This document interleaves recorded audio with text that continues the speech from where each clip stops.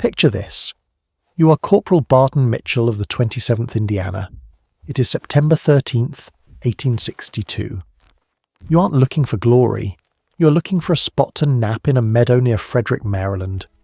You spot a bulky envelope lying in the grass. You kick it. It feels solid. You pick it up and shake it.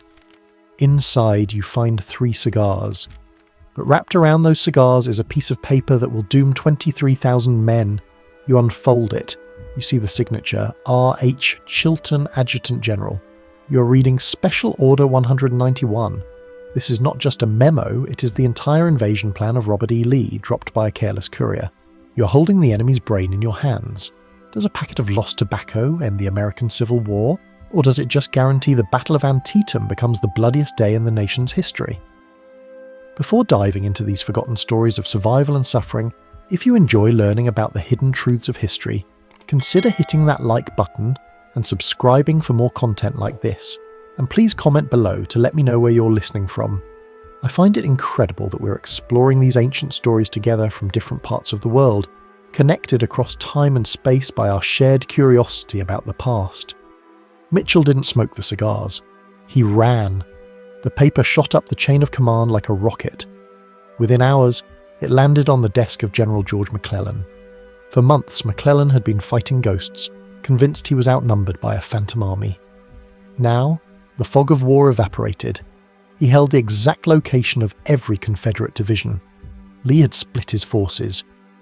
His army was scattered across Maryland, vulnerable, exposed, and completely unaware that their playbook was in Union hands. McClellan waved the paper in the air and shouted, "Here is a paper with which, if I cannot whip Bobby Lee, I will be willing to go home." The Union Army, usually a sluggish beast, woke up. They began to move with terrifying speed toward the South Mountain passes. But in this war, secrets had a short shelf life. A Confederate sympathizer, posing as a civilian, watched the sudden frenzy in the Union camp. He realized something catastrophic had happened. He rode hard through the night, slipping past sentries to warn General Lee. The message was simple. McClellan knows everything. Lee faced a choice that would define his legacy. He could retreat across the Potomac and save his army to fight another day. A logic dictated withdrawal. But Lee was not a man of retreat. He looked at the map and pointed to a small town called Sharpsburg. He decided to make a stand. He would gamble the existence of the Confederacy on a defensive line behind a winding creek called Antietam. He sent urgent couriers to Stonewall Jackson and his other commanders. "Return immediately. Consolidate at Sharpsburg. The invasion is in danger." The 2 great armies raced toward the collision point. Dust clouds rose high enough to blot out the sun. By the evening of September 16th, the trap was set. Lee had his back to the river, defying military convention. McClellan had the numbers, the intelligence, and the moral imperative. But as the sun set, a strange paralysis took hold. McClellan hesitated. He spent the evening checking lines, placing artillery, and second-guessing his own luck. He gave Lee 12 precious hours to dig in. The civilians of Sharpsburg fled. They left their dinners on the table and their livestock in the fields. They knew their homes were about to become tombstones. The silence that fell over the valley that night was heavier than the roar of cannons. On the ridges, Confederate soldiers sharpened bayonets and ate raw corn from the fields. Across the creek, the Union troops wrote their names on pieces of paper and pinned them to the backs of their coats. Primitive dog tags for the burial crews they knew would be needed by morning. In the White House, Abraham Lincoln paced the floors. He had the Emancipation Proclamation in his desk drawer, waiting for a victory to give it teeth. If McClellan lost tomorrow, the Union might fracture permanently. If he won, the war would become a crusade for human freedom. The stakes were absolute. As the first grey light of September 17th touched the tips of the cornstalks, a nervous picket guard squeezed a trigger. A single crack echoed through the mist. Then another. Then a roar that shook the earth. The cigars had done their work. The time for manoeuvring was over. The time for slaughter had begun. The fog on the morning of September 17th, 1862 clung to the ground like a wet wool blanket. It muffled the sounds of 30,000 Confederate soldiers shifting in their positions and the clank of Union canteens across the creek. If you stood on the high ground near the Dunker Church, you couldn't see the enemy, but you could smell them. The scent of wood smoke, unwashed bodies, and the acrid tang of black powder already heavy in the damp air. This was the moment of peak tension, the heartbeat before the explosion. Robert E. Lee had placed his army in a position that most military textbooks would call a suicide trap. To his rear, only a few miles away, flowed the Potomac River. There was only one real escape route, Boteler's Ford. If the Union Army broke his line, Lee's men would be driven into the water and drowned or captured. He was outmanned 2-1. His men were exhausted, many of them suffering from the flux after eating too much green corn from the Maryland fields. Yet, Lee refused to budge. He stayed because he believed George McClellan was a man who would never take a decisive risk. He bet his entire army on the psychological profile of his opponent. Across the Antietam Creek at the Pry House, George McClellan sat surrounded by maps and telegraph operators. He had every advantage. He had the lost order. He had nearly 80,000 men ready to move. He had a massive superiority in rifled artillery. But McClellan lived in a world of shadows. He sent frantic messages to Washington claiming Lee had over 100,000 troops. He saw regiments in the trees that didn't exist. This phantom army turned his strategic brilliance into a paralyzing fear of failure. He spent the entire day of September the 16th meticulously placing his divisions, ensuring every supply wagon was in the right spot, while the window of opportunity Lee had left open began to slam shut. The terrain around Sharpsburg dictated the coming slaughter. The land was a series of rolling ridges and limestone outcroppings, divided by farm fences and woodlots. To the north lay a 30-acre patch of corn owned by a farmer named David Miller. To the east was a bridge that would later bear the name of a Union general. In the centre was a farm lane that had been worn down by years of wagon wheels, creating a natural trench. These were not military fortifications. They were ordinary landmarks about to be baptized in fire. As the light began to bleed through the grey sky, the Union First Corps under Joseph Hooker began to stir. These men, including the famous Iron Brigade in their distinct black hats, moved south through the North Woods. They weren't cheering. They moved in a grim, professional silence. They knew Lee's veterans were waiting somewhere in that fog. They could hear the distant rhythmic thud of Confederate drums. It was a sound that travelled through the soles of their boots before it reached their ears. Lee's defensive line was a masterpiece of improvisation. He had Stonewall Jackson anchoring the left, near that small whitewashed Dunker Church. Jackson, a man who viewed battle as a divine judgment, sat on his horse, sucking on a lemon, watching the woods. He had placed his men behind a rock ledge and deep within the west woods. He knew the Union attack would come from the north, and he had his own artillery masked, waiting for the blue lines to emerge into the open fields. The Union soldiers checked their muskets one last time. They tore the ends off their paper cartridges with their teeth, tasting the bitter saltpeter of the gunpowder. They rammed the lead mini-balls down the barrels. The click-clack of thousands of ramrods echoed through the trees. This was the industrialization of death. These men were no longer individuals. They were part of a vast mechanical process designed to sweep the landscape clean. The first shot didn't come from a cannon. It was a single rifle crack from a Union picket who spotted a movement in the corn. Within seconds, the Confederate batteries on Nicodemus Heights responded. The air suddenly filled with the screaming whistle of parrot shells.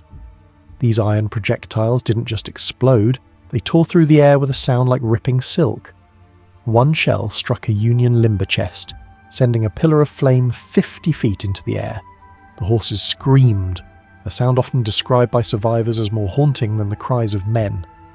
McClellan's plan was to hit Lee's flanks first and then crush the centre.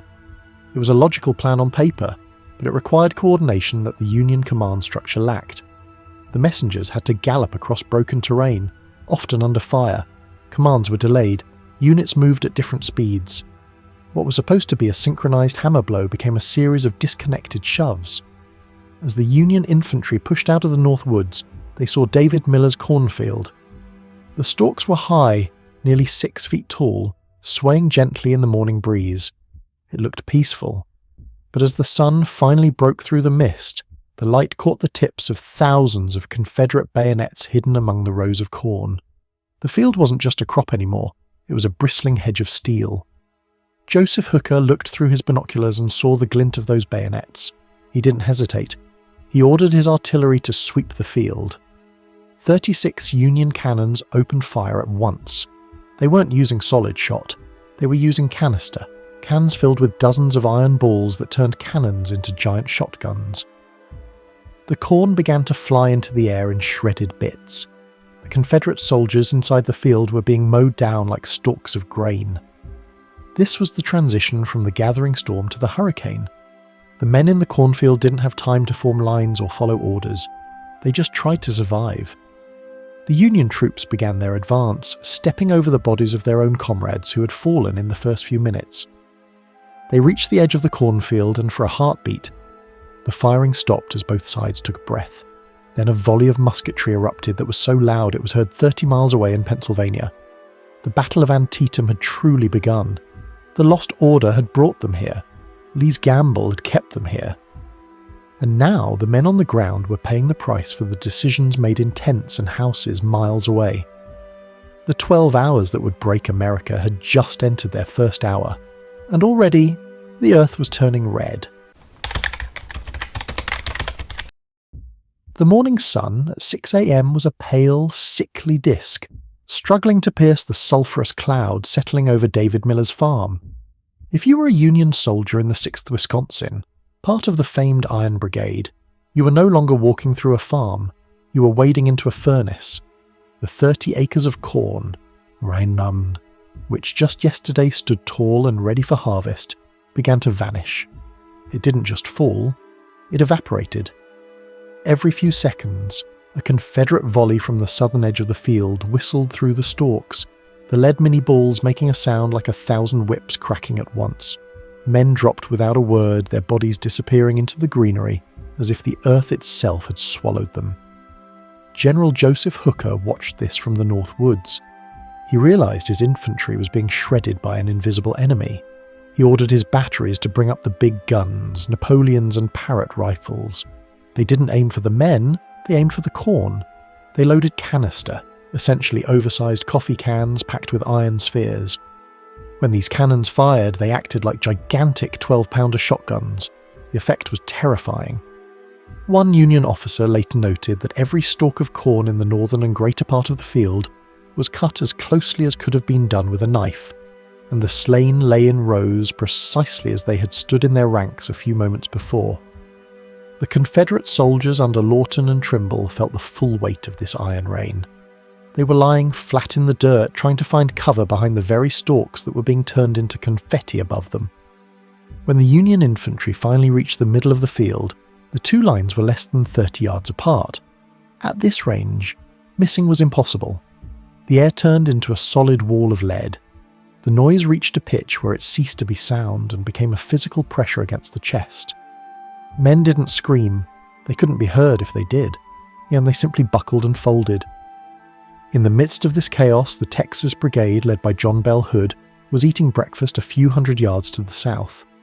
They had been fighting for days and were finally getting their first hot meal, a bit of johnny cake and scorched wheat. Suddenly an officer galloped up, shouting that the left flank was collapsing. Hood, a man who lived for the fight, didn't hesitate. He ordered his men to drop their tin plates and grab their rifles. The Texans, along with the 18th Georgia, charged into the cornfield with the rebel yell, a high-pitched, terrifying shriek that rose above the roar of the cannons. The counterattack was a lightning bolt. The Union troops, exhausted and low on ammunition after an hour of slaughter, saw a wall of grey and butternut rags emerging from the smoke. The Texans didn't stop to fire. They ran straight into the shredded corn with bayonets levelled. For 20 minutes, the cornfield became a primitive tribal arena.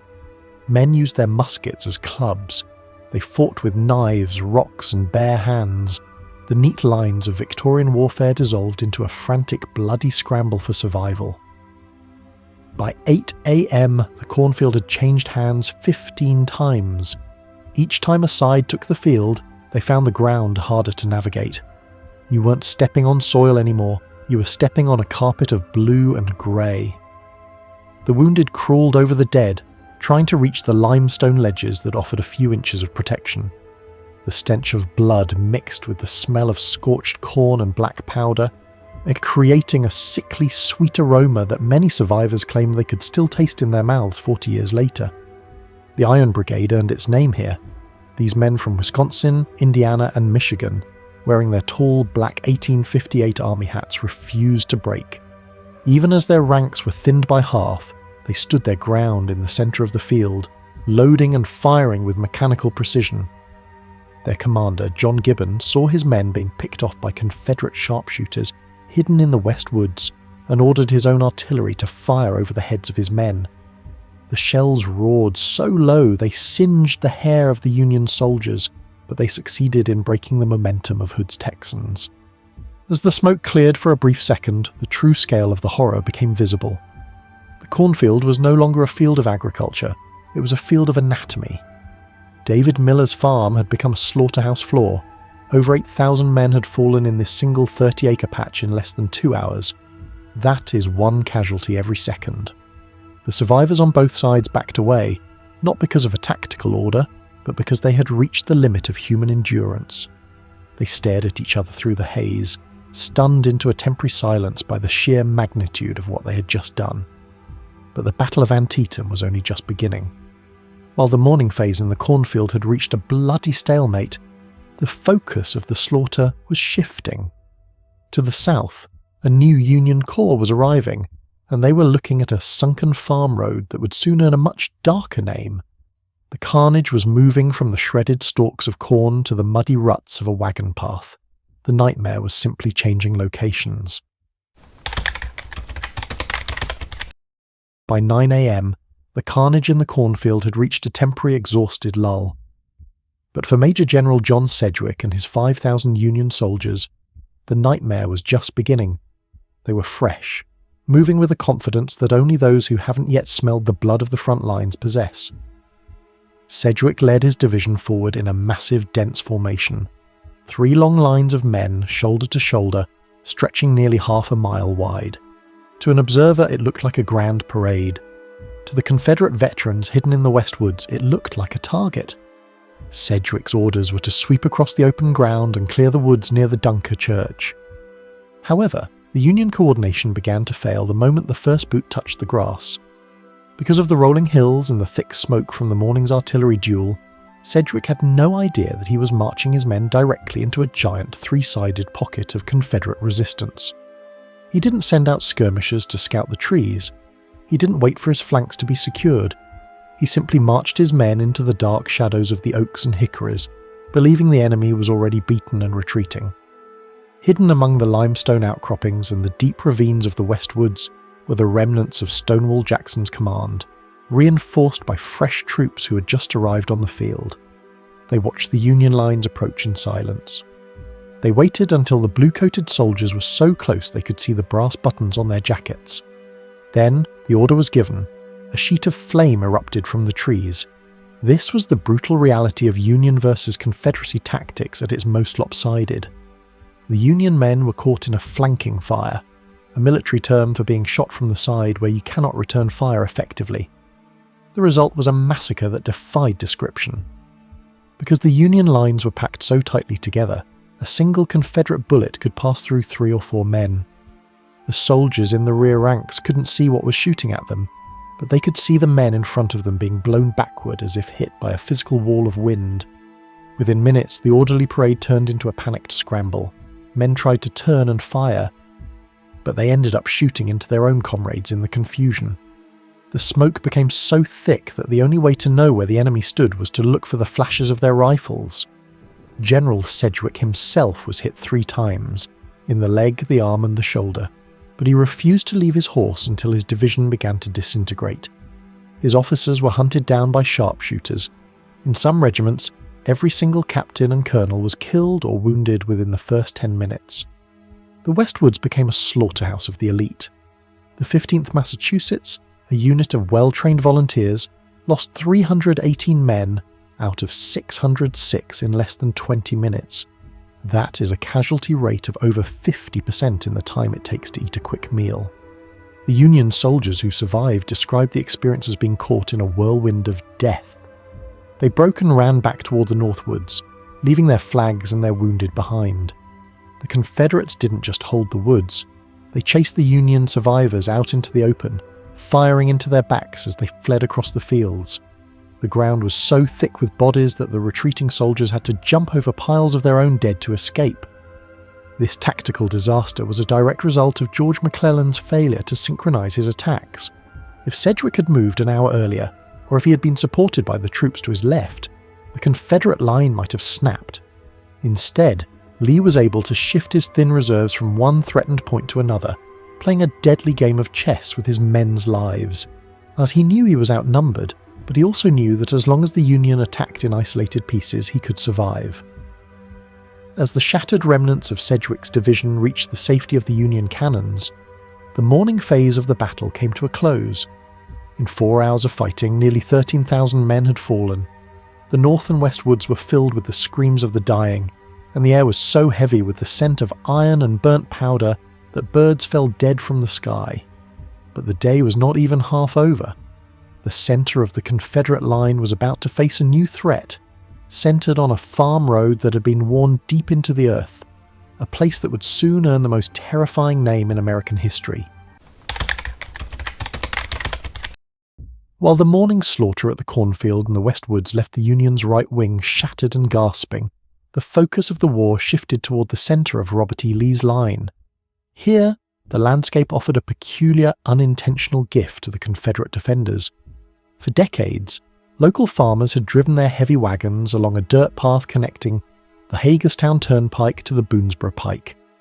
The weight of the timber and grain, combined with years of erosion, had worn the road down several feet below the level of the surrounding fields.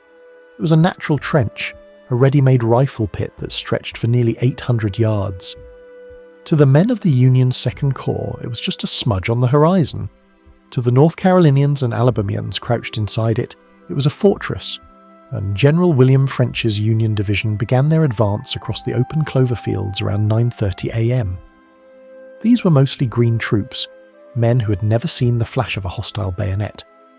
They marched in beautiful symmetrical lines, their bayonets catching the late morning sun. From the perspective of the Confederates in the Sunken Road, the Union advance looked like a blue tide rising over the crest of the hill. The Southern soldiers waited in a chilling silence. They rested their muskets on the earthen lip of the road, taking careful aim at the belt buckles of the approaching soldiers. When the Union lines reached a distance of 80 yards, the road erupted in a single, simultaneous blast. The lead Union regiments didn't just stumble, they were levelled. One survivor recalled that the entire front rank seemed to disappear in a cloud of dust and blood. Because the Union troops were coming over a slight rise, they were silhouetted against the sky, making them easy targets for the marksmen below the ground. Within 5 minutes, the green grass of the farm was covered in blue uniforms. But French's men didn't run. They stood their ground, reloading and firing into the smoke, beginning a grueling 3-hour standoff that would redefine the word carnage. The most famous charge of this phase belonged to the Irish Brigade. These were immigrants from New York, Massachusetts and Pennsylvania, men who fought under a deep green flag emblazoned with a golden harp. They marched toward the Sunken Road with their chaplain, Father Corby, shouting absolutions over the roar of the guns. They didn't use the standard tactics of the day. They moved fast, their emerald flag waving through the thick, sulphurous haze. As they closed the distance, the Confederate fire intensified. The Irishmen fell in heaps, yet they continued to close the gap, screaming their war cries in Gaelic and English. They reached the very edge of the road, firing point blank into the faces of the defenders before their momentum finally broke under the sheer volume of lead. By 11 a.m., the road was no longer a road. It had become a pressure cooker. The heat from the sun and the constant discharge of thousands of muskets made the air almost unbreathable. The Confederate defenders were literally standing on the bodies of their fallen comrades to keep their heads above the earthen wall. Blood began to collect in the ruts made by wagon wheels, forming dark, yet sluggish pools that soaked into the boots of the living. The Union Army kept sending fresh brigades into the meat grinder, but each one was met with the same relentless wall of fire. the stalemate finally broke due to a simple mistake in communication. On the Confederate right, a misunderstood order caused an Alabama regiment to suddenly pull back. This created a small, fatal gap in the defense. Union soldiers from New York and Pennsylvania saw the opening and scrambled to a high point that looked directly down the length of the road. This was the moment of peak horror. The Union troops were now enfilading the trench, firing down its entire length. The Confederates had nowhere to hide. They were trapped in a long, narrow grave of their own making. The scene that followed was a massacre of such proportions that even the hardened veterans of the Union Army were sickened. They fired volley after volley into the packed masses of grey-clad soldiers in the road. The Southerners couldn't retreat easily because of the steep banks behind them. Within minutes, the road was filled with corpses stacked 3 and 4 deep. In some places, the bodies were so numerous that the Union soldiers who eventually captured the position couldn't find a place to step on the ground. They had to walk across a bridge of human flesh to reach the other side. When the firing finally died down, the road had earned the name it would carry through eternity: Bloody Lane. Over 5,000 men had been killed or wounded in this small stretch of farm track in less than 4 hours. The centre of Lee's army was effectively gone. A wide-open path to the town of Sharpsburg and the rear of the Confederate army lay directly in front of George McClellan. If he had pushed his reserve troops forward at that moment, the American Civil War might have ended in that clover field. But McClellan, watching through his telescope from miles away, saw the piles of dead and the chaotic movement of troops, and assumed Lee still had thousands of fresh men waiting in ambush. He hesitated. He chose to hold his ground rather than risk his last reserve. This decision allowed Lee to pull the tattered remnants of his centre back to the high ground near the town. The slows of McClellan had once again granted the Confederacy a reprieve. The battle would continue, moving further south toward a narrow stone bridge where another tragedy was about to unfold. The collapse of the Sunken Road left a hole in the centre of the Confederate line that you could have driven a division through without hitting a single rebel soldier. General Longstreet, one of Lee's most dependable commanders, later admitted that at that moment the fate of the Confederacy hung by a thread. He had no infantry left to plug the gap. He was so desperate that he and his staff officers personally manned a few remaining cannons, firing at the blue masses to create the illusion of a defence. If the Union army had pushed forward just 500 yards, they would have cut Lee's army in two and seized the town of Sharpsburg. The War of Secession could have ended before the sun began to set on Maryland. 3 miles away at the Pry House, George McClellan stood on the porch with his binoculars pressed to his eyes. He saw the smoke, the fleeing grey figures, and the triumphant Union flags waving over the blood-soaked ruts of the lane. He also saw the 5th and 6th Corps, over 12,000 fresh Union soldiers who had not fired a single shot all day. These men were veterans, itching for the command to charge. Their bayonets were bright, their cartridge boxes were full, and they were standing less than a mile from the breakthrough. General Fitzjohn Porter, the commander of the 5th Corps, stood next to McClellan. As the reports of the success at Bloody Lane arrived, the pressure to send in the reserves became unbearable. Other officers urged McClellan to strike now while the enemy was reeling. McClellan hesitated. He turned to Porter and asked for his opinion. Porter, a man of extreme caution who mirrored his commander's temperament, looked at the thousands of men waiting in the fields and gave a reply that froze the Union momentum. "Remember, General, I command the last reserve of the last army of the Republic." That sentence acted like a deadbolt on the Union high command. McClellan didn't see an opportunity. He saw a catastrophe waiting to happen. In his mind, Robert E. Lee still had a massive hidden force lurking behind the next ridge, waiting for the Union to overextend so he could launch a devastating counterattack. McClellan's chronic overestimation of his opponent became Lee's greatest weapon. Instead of ordering the charge that would have ended the rebellion, McClellan ordered his victorious troops at Bloody Lane to halt, dig in, and wait for reinforcements that he never intended to send. The silence that followed was deafening. On the Confederate side, Lee used the breathing room to perform a miracle of reorganization. He pulled ragged survivors from other parts of the field, gathered stray cannons, and built a thin, new line on the high ground overlooking the town. He knew he was blustering, playing a game of high-stakes poker with an empty hand, but he knew his opponent. He knew McClellan would prioritise safety over victory every single time. This paralysis at the Pry House highlights the fundamental difference in Union versus Confederacy tactics during the mid-war period. Lee treated his army like a rapier, constantly thrusting and taking risks even when his blade was chipped.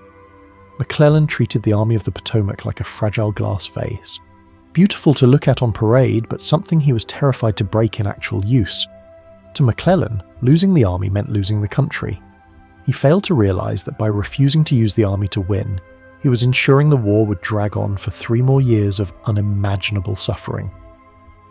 While the centre of the battlefield turned into a graveyard of missed chances, the sound of heavy cannon fire began to drift up from the south.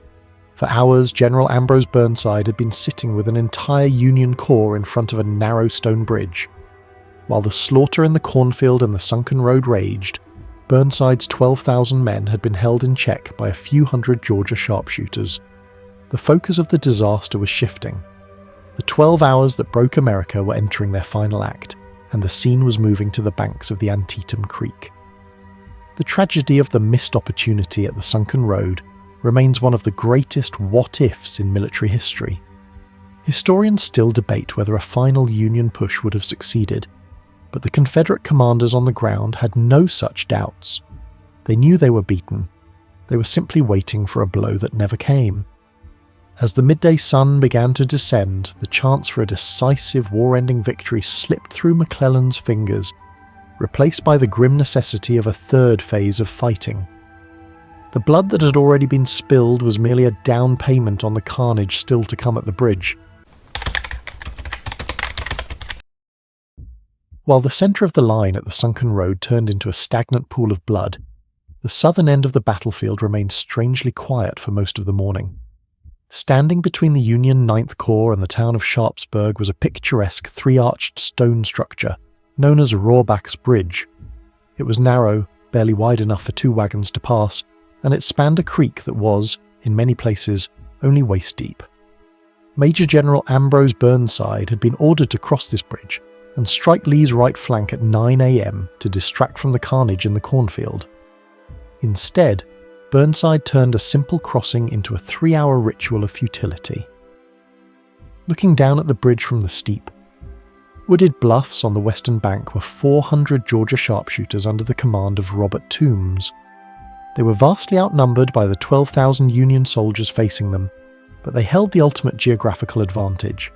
They were dug into rifle pits and hidden behind thick oaks, looking straight down the throat of the bridge. To cross, the Union soldiers had to funnel themselves into a tight column, running into a concentrated kill zone where every Georgian bullet was almost guaranteed to find a mark. Burnside's first attempt to take the bridge was a tactical disaster. He ordered a regiment to march down a long, exposed road that ran parallel to the creek before turning onto the bridge. The Georgians watched them come, waited until they were in the open, and then opened a rhythmic, devastating fire. The Union soldiers were caught between the water and the heights, with nowhere to hide. The attack withered in minutes. Men dropped their rifles and dove into the mud, while others tried to find cover behind the thin trunks of sycamore trees. Instead of looking for a place to wade across the shallow water, which would have bypassed the bridge entirely, Burnside became obsessed with the bridge itself. It was as if the stone arches had become a personal challenge to his honour. He sent in another brigade and then another. Each time the result was the same. The entrance to the bridge became a tangled heap of blue-clad bodies. The Georgians on the hill were running low on ammunition, but their aim remained true. They were picketing the bridge with the precision of hunters. The frustration back at the Union headquarters was reaching a breaking point. McClellan sent messenger after messenger to Burnside with increasingly blunt orders. Direct him to carry the bridge at the point of the bayonet. Burnside, usually a genial man known for his elaborate facial hair, grew frantic. He finally turned to the 51st New York and the 51st Pennsylvania. The Pennsylvanians had recently been punished for a disciplinary infraction by having their whiskey rations cut. As they prepared to charge, a soldier shouted to the colonel, "Will you give us our whiskey if we take it?" The colonel promised they would. The 2 regiments didn't bother with the parallel road. They sprinted straight down the hill toward the bridge, shouting and firing as they ran. They reached the stone arches, and for a few minutes, the air was filled with a frantic close-quarters struggle. The Georgians, finally out of bullets and facing a wall of bayonets, began to pull back toward the town. At 1 p.m, 4 hours behind schedule, the Union finally held the bridge. The whiskey charge had succeeded where grand strategy had failed. However, the victory at the bridge was followed by a catastrophic delay. Instead of immediately pushing toward Sharpsburg to finish Lee off, Burnside spent 2 more hours moving his artillery and thousands of men across the narrow bottleneck. He treated the crossing like a logistical puzzle rather than a military emergency. By the time his lines were reformed and ready to move against the thin Confederate right flank, it was 3 p.m. The sun was beginning its descent, and the golden opportunity to trap Lee against the Potomac River was once again beginning to fade. The Georgian stand at the bridge is often overshadowed by the larger slaughter at the Cornfield, but its impact was arguably more decisive. For 3 hours, 400 men had paralyzed 12,000. They bought Robert E. Lee the most precious commodity in warfare: time. As Burnside's massive blue columns finally began their slow, heavy climb up the hills toward Sharpsburg, a cloud of dust appeared on the southern horizon. A new force was approaching the field, moving at a desperate, killing pace. The final act of the bloodiest day was about to begin, and it would hinge on whether the Union could reach the town before the dust cloud reached them. By 3 p.m, the Confederate line on the southern end of the field had reached its breaking point. General Robert E. Lee stood near a small farm on the outskirts of Sharpsburg, his eyes fixed on the horizon through a telescope. To his front, the massive blue columns of Ambrose Burnside's 9th Corps were finally cresting the ridges. They moved in a mile-wide arc, a slow-moving wall of iron and wool that threatened to sweep the remnants of the Confederate right into the Potomac River. Lee had nothing left to stop them. He had pulled every available man to the centre and the left. Only a few scattered batteries of artillery and a handful of exhausted infantrymen stood between the Union Army and a total collapse of the Southern cause. Lee turned to his staff and asked a single and desperate question. "Whose troops are those?"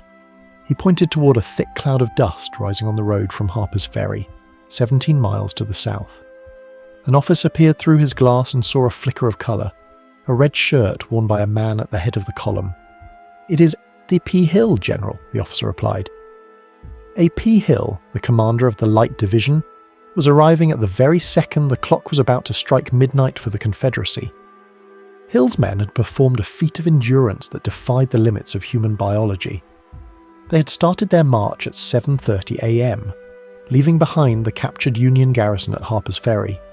They didn't just march, they ran. Hill, wearing his signature red hunting shirt, rode his horse up and down the column, prodding the stragglers with his sword, on demanding a killing pace. Men collapsed from heat stroke. Their feet bled through their worn-out shoes. Many marched in their underwear to escape the suffocating humidity. They covered 17 miles in 7 hours under the sweltering Maryland sun. While Hill's men were still a mile away, Burnside's Union troops were tasting victory. They had pushed the Confederates back to the very edge of Sharpsburg. The 9th New York, the famous Hawkins Zouaves in their flamboyant red and blue uniforms, charged a Confederate battery, shouting "Zoo, zoo, zoo" as they bayoneted the gunners. They were so close to the town they could see the townspeople hiding in the cellars. The road to Lee's rear was almost cut. The Union soldiers were cheering, convinced the war was over. Then the world turned upside down. Hill's division didn't stop to rest or form elaborate lines. They came off the road and went straight into the attack. They struck Burnside's exposed left flank with the fury of a hurricane. Many of Hill's men were wearing blue Union jackets they'd captured at Harper's Ferry just days before. In the confusion and the thick smoke of the late afternoon, the Union soldiers of the 16th Connecticut, green troops who had been in the army for only a few weeks, didn't realize they were being fired upon by the enemy until it was too late. They thought the men in blue were reinforcements. The slaughter that followed was swift and merciless. The Union left flank, caught in the open fields, began to fold like a house of cards. The Light Division poured a relentless fire into the confused blue ranks. The 9th New York, which had just been celebrating its capture of the ridge, found itself surrounded and forced into a desperate retreat. The momentum shifted in an instant. The hunter had become the hunted. Burnside, seeing his lines crumble and hearing the screams of the rebel yell rising from the cornfields to his left, lost his nerve.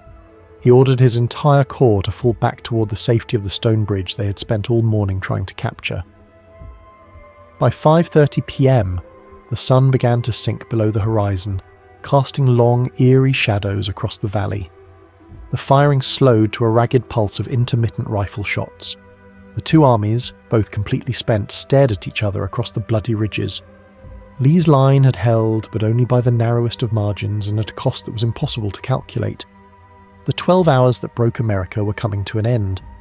The air grew cold, and the moans of the thousands of wounded men lying in the dark became the only sound on the battlefield. The day of September the 17th ended in a tactical stalemate. Lee still held Sharpsburg, and McClellan still held the ridges across the creek, but the human toll was staggering. Nearly 23,000 men were killed, wounded, or missing. In a single day, more Americans had fallen than in the Revolutionary War, the War of 1812, and the Mexican-American War combined. The landscape was no longer a collection of farms, it was a vast open-air morgue. As the stars appeared in the clear Maryland sky, the survivors on both sides began the grim work of searching for their friends among the piles of the dead. Robert E. Lee did not retreat that night. He stayed in his positions all through the next day, defying McClellan to attack him again. It was a final grand gesture of bravado. McClellan, true to his nature, did nothing. He watched the Confederate lines through his telescope and convinced himself that Lee was receiving tens of thousands of reinforcements. On the night of September 18th, Lee finally gave the order to move. His tattered army slipped across the Potomac River and back into Virginia. The invasion of the North was over. The immediate threat to Washington was gone, but the true meaning of the carnage was only just beginning to reveal itself. As the sun dipped below the horizon on September 17th, the roaring symphony of 20-ton cannons faded into a haunting, low-frequency hum. This wasn't the sound of machinery, but the collective moans of 12,000 wounded men scattered across the ridges and ravines. In the darkness, the battlefield transformed from a tactical map into a landscape of pure, unadulterated suffering. Lanterns flickered like dying stars as burial crews and stretcher-bearers picked their way through the ruins of the cornfield and the bloody lane. They moved carefully, trying not to step on the hands of the living who reached out from the piles of the dead. For the American public, the horror of Antietam arrived a few weeks later in a small gallery in New York City. A photographer named Alexander Gardner had followed the army, arriving before the bodies were even buried. His images, titled "The Dead of Antietam," changed the world's perception of conflict forever. The people who were used to seeing heroic oil paintings of generals on white horses were suddenly confronted with the bloated, grey faces of teenagers lying in the mud. The New York Times remarked that Gardner had brought the bodies and laid them on our doorsteps. War was no longer an abstract concept of glory. It was a rotting reality captured on a glass plate. The town of Sharpsburg itself became one giant, sprawling hospital. Every barn, church and cellar was packed with men undergoing the brutal Civil War medicine of the era. Surgeons worked by candlelight, their aprons stiff with dried blood.